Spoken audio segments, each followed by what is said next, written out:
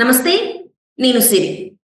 Singer Mangli అయితే ఒక బహిరంగ లేఖ అయితే రాయడం జరిగింది. ఆ లేఖలో అనేక విషయాలు తను వ్యక్తం చేయడం జరిగింది.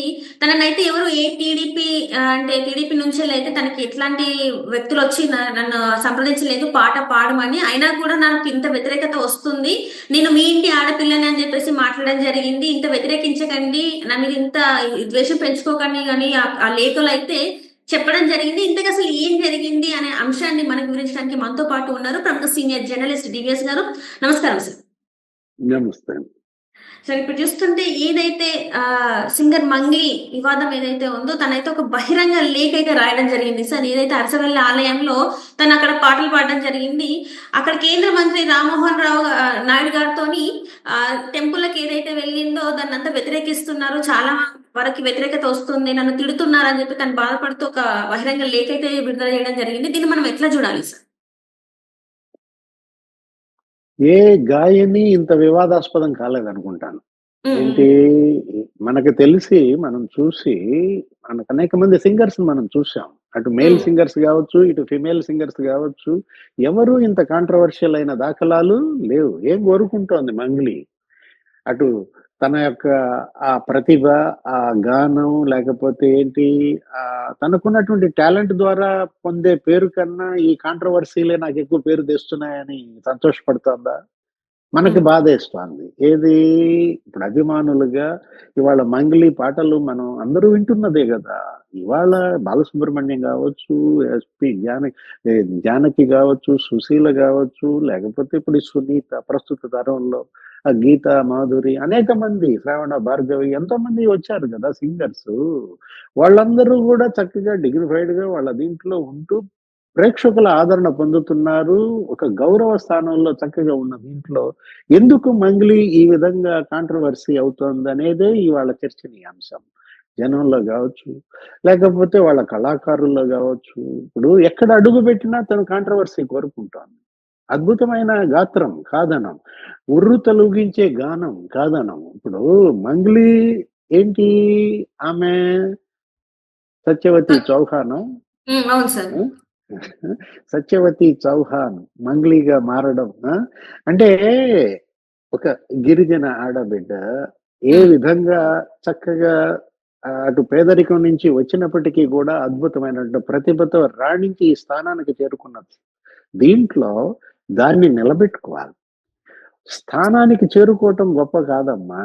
చేరిన స్థానంలో నిలదొక్కుకోవాలి. ప్రజలిచ్చినటువంటి గౌరవాన్ని నిలబెట్టుకోవాలి. అది ఏంటి చివర్లో ఆయన మంచి ఒక ప్రోగ్రామ్స్ తీసుకున్నారు. పాడుతా తీయగా రామోజీరావు గారితో నీకు ఈనాడు అక్కడ మనం చూసాం ఫిలిం సిటీకి వచ్చేవాళ్ళు చక్కగా ఏంటి ఎంత మంది గాయకులను ఆయన పైకి తీసుకొచ్చారమ్మడు. వీళ్ళంతా ఈ వచ్చిన ఈ తరం ఉందో చూసావా? ఇప్పుడు ఈ కృష్ణ కావచ్చు, ఇప్పుడు ఈ శ్రావణ భార్గవి, గీతా మాధురి వీళ్ళందరూ కూడా బాలసుబ్రహ్మణ్యం పాడుతా తీయగా నుంచి వచ్చిన ప్రొడక్ట్స్ అన్నమాట. ఇవాళ మంగ్లీ అంటే ఆ సత్యవతి చౌహాన్ ఏంటి ఆమె V6 లోనో ఎక్కడ మామూలు ధూమ్ధామో ఏవో ఇలాంటివి చేస్తూ వచ్చింది. మాటగారి మంచిగా అలాంటి మనిషి రాజకీయాలు ఏంటి తనకేమన్నా ఉందా కోరిక? తనేమన్నా పోటీ చేయాలనుకుంటోందా? పోటీ చేసే స్థాయికి వచ్చేసిందా? తను ఏమంటుందంటే నేను ఏ పార్టీకి నేను చేయట్లేదు, కేవలం నేను పాటలు మాత్రం పాడాను. ఇక్కడ తెలంగాణ బీఆర్ఎస్ కి, బీజేపీకి అన్ని పార్టీలకు పాడాను. నేను ఒక గాయనిగా నేను నా వృత్తి చేశాను అంతేగాని నాకు ఏ పార్టీకి నన్ను ఆపాదించకండి అని చెప్పేసి తను అంటుంది సార్. అంటే ఆ లేఖలో ఆ విధంగా ఉంది. Very good. అది మంచిదే. ఆ మాట మంచిదే. ఇప్పుడు నల్గొండ గద్దర్ ఉన్నాడు. ఆయన పడతాడు కదా, అందరికి పడతాడు. తెలుగుదేశం పడతాడు, లేకపోతే బీఆర్ఎస్ కు పడతాడు, జగన్ కు పడతాడు, అందరికి పడిన దాంట్లో ఇవాళ అతను ఎందుకని కాంట్రవర్సీ కాలేదు, నువ్వెందుకు అయ్యావంటే ఈమె నోటి దూల.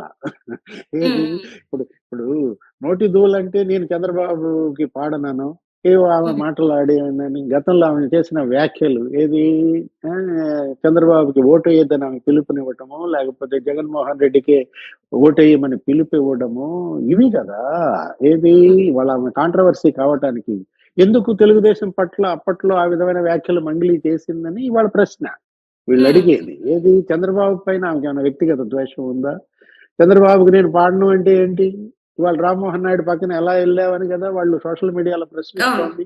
ఇప్పుడు ఉమ్. రామ్మోహన్ నాయుడిని ఇక్కడ తప్పు పట్టడం కాదు, ఆయన ఏంటి కళాకారిణి, ఆయన పక్కన వచ్చి నుంచున్నప్పుడు ఆయన వెళ్తున్నాడు దర్శనానికి, వెళ్తున్నప్పుడు ఆయనతో పాటు నువ్వు వెళ్ళినా నేను వెళ్ళినా ఎవరిని వెళ్ళినా రామ్మోహన్ నాయుడు తీసుకెళ్తాడు, ఎందుకు ఉమ్. తీసుకెళ్ళడు?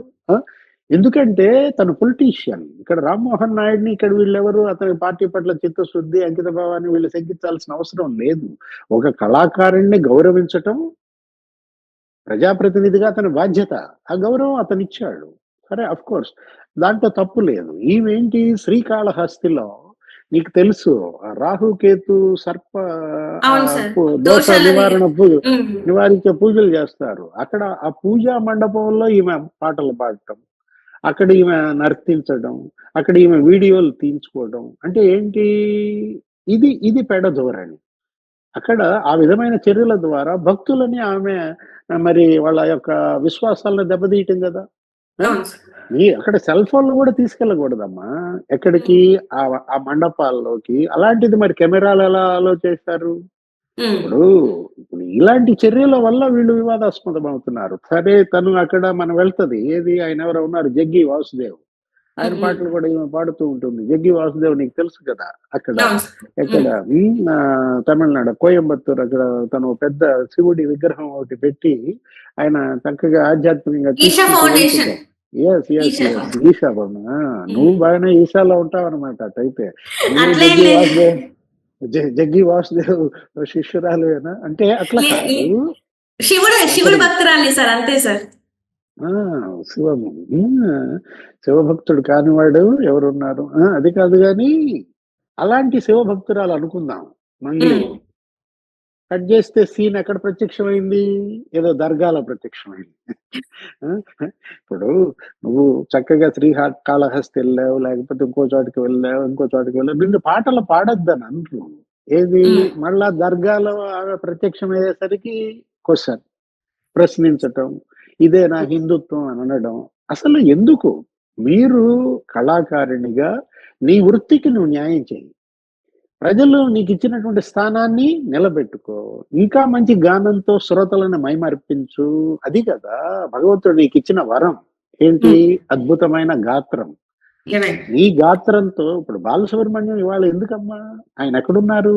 చనిపోయి ఎన్నేళ్ళు అయింది? ఇప్పటికీ ఎస్పి బాలసుబ్రహ్మణ్యం అంటే తెలుగు జాతి ముద్దు బిడ్డ. ఇవాళ బాలసుబ్రహ్మణ్యం ఎందుకు ఇంతగా ప్రజల గుండెల్లో నిలిచిపోయారు? ఆయన పాటలు ఇప్పటికీ మారుమోగుతూ ఉంటాయి. ఘంటసాల, బాలసుబ్రహ్మణ్యం, ఇప్పుడు బాలమురళీకృష్ణ. ఇది ఈ ఈ వారసత్వ పరంపర నిలబెట్టే దిశగా ఆమె అడుగులు ఉండాలి తప్ప కాంట్రవర్సీకి ఇక్కడైనా మంగ్లీ ముగింపు చెబుదామని ఆశిద్దామా? Right sir. అంటే ఇప్పుడు తను ఏమంటుందంటే నన్ను అసలు ఎవరు సంప్రదించలేదు, సో సంప్రదించినప్పుడు నేను ఎలా పడతాను, ఇదంతా ఫేక్, నా మీద ఫేక్ ఎలిగేషన్స్ వేస్తున్నారు అని చెప్పేసి తను మాట్లాడుతుంది సార్. సో దాన్ని నేను ఎలా చూడాలంటారు? ఎవరు నన్ను సంప్రదించినప్పుడు నేను ఎలా పాడతానని చెప్పేసి తను మాట్లాడుతుంది. ఏది ఫేక్? శ్రీకాళహస్తి సర్పదోష నివారణ పూజా మండపంలో నువ్వు డాన్స్ వేయటం ఫేకా? ఏది ఫేక్? అక్కడ వీడియోలు తీయటం ఫేక్ కాదు కదా. దర్గాకి వెళ్ళటం ఫేక్ కాదు కదా. ఇప్పుడు బతుకమ్మ పాట పాడినా మళ్ళా కాంట్రవర్సీ చేసిన పరిస్థితుల్లో ఇది కాదు కదా. బాలసుబ్రహ్మణ్యం ఎప్పుడన్నా కాంట్రవర్సీ అయ్యారా? అంటే నీ ఏజ్ తక్కువ. ఇప్పుడు ఆమెకి ఎన్నేళ్ళు ఉంటాయమ్మా? 30 ఏళ్ళు ఉంటాయేమో, నీకన్నా ఒక 4-5 ఏళ్ళు పెద్ద ఏమో. ఇప్పుడు ఇలాంటి ఇంకా భవిష్యత్తు ఉంది కదా. మీకు ఇంకా 30 ఏళ్ళు పాడగలిగిన భవిష్యత్తు ఉన్న మంగ్లీ మరో 30 ఏళ్ళు తెలుగు జాతిని తన గాత్రంతో అలరిస్తుందని ఆశిద్దాం. అంతే తప్ప ఇలా ఈ రాబోయే 30 ఏళ్ళు మంగ్లీ ఇంకెన్ని వివాదాలు చేస్తుందా అని చూద్దామా? ఓ తల్లి మంగ్లీ, నీ వివాదాలు ఇంతటితో ముగించు. నీకున్న అద్భుత గాన ప్రతిభతో తెలుగు ప్రేక్షకులను, తమిళ ప్రేక్షకులను, మొత్తం భారతీయులందరినీ కూడా మైమరిపించు. అంతే తప్ప భగవంతుడు నీకు ఇచ్చిన వరప్రసాదం నీ గాత్రం.